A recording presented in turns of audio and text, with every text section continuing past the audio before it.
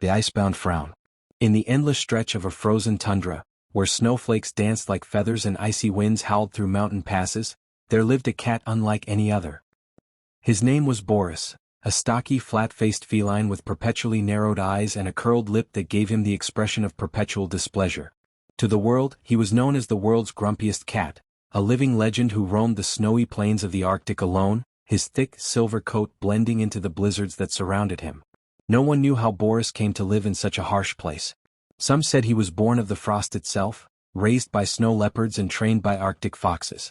Others believed he was an ordinary house cat left behind by an abandoned research station, hardened by years of surviving the biting cold. Whatever the truth, Boris didn't speak of it.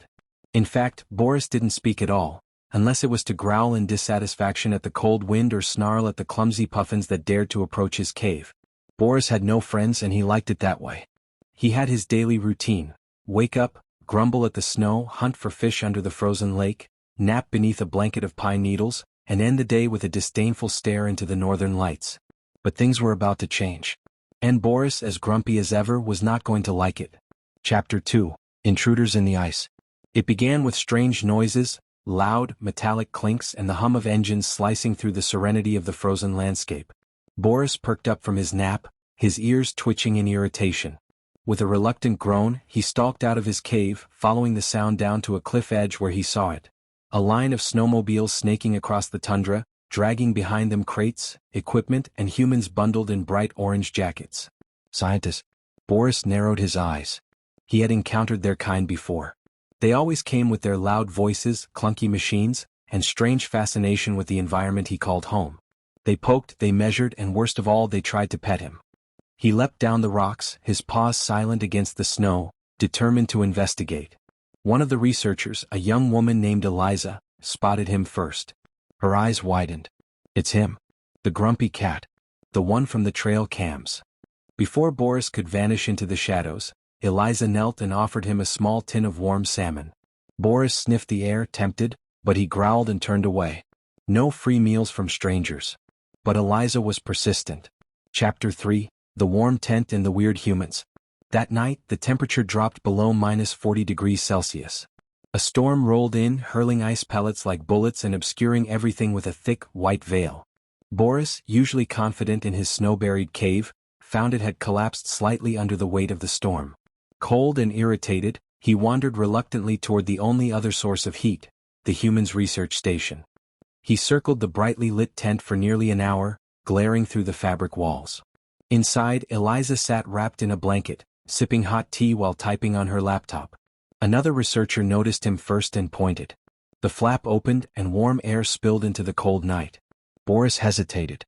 Then, with a low, dramatic sigh, he entered. The humans tried not to cheer. Eliza slowly set out a bowl of salmon and this time Boris ate. But he maintained eye contact the entire time as if to say, "Don't think this means I like you."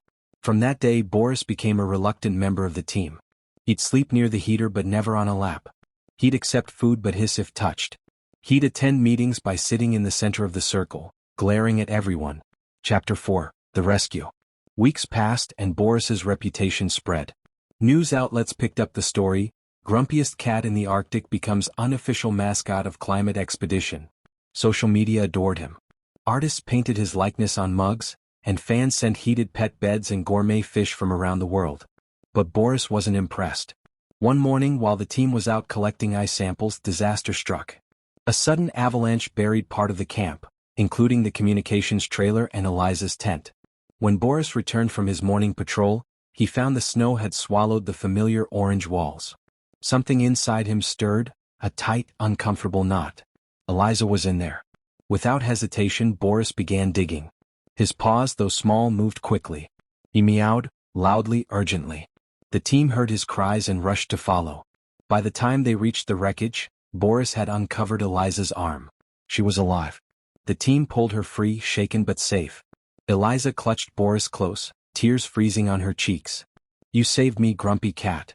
He responded by sneezing in her face. Chapter 5. Going Viral and Going Home. The story of Boris's rescue effort made international headlines. The grumpy cat who had once scowled at the world was now a hero. Offers poured in from animal sanctuaries, influencers, and even royalty wanting to adopt him. but Boris chose Eliza. When the expedition ended, she brought him back to her apartment in Norway. It was warm, filled with sunbeams and indoor plants. Boris found a favorite window perch, where he could scowl at birds all day. Though he still hated being picked up, Boris now followed Eliza from room to room. He learned the comfort of warm baths, heated floors, and Netflix documentaries about polar bears. But every night, as snow dusted the window panes, he dreamed of the Arctic, of the howling winds, and of a time when he was the grumpiest and bravest cat on the frozen planet. Chapter 6. Legacy of the Grump. In the years that followed, Boris became more than a cat. He became a symbol. Schools invited Eliza to speak about animal resilience and the changing climate. Boris came too, sitting in a stroller, his grumpy face turning every head. A children's book titled Boris of the North became a bestseller. A conservation charity was named after him. Plush toys in his likeness filled shelves across Europe.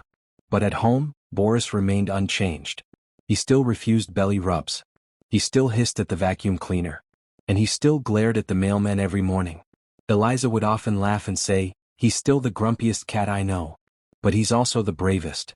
And Boris, perched on the windowsill, would twitch his tail and give a slow, disapproving blink, as if to say, "Finally someone gets it." Moral of the story. True courage hides behind unexpected faces. Boris might have looked grumpy, but his actions showed a heart of gold. Don't judge by appearances. What seems like a cold exterior might just be hiding a hero underneath. Kindness can thaw even the coldest hearts. Eliza's patience brought Boris closer, one fish tin at a time. Even the loneliest souls deserve a second chance. You don't have to smile to make a difference.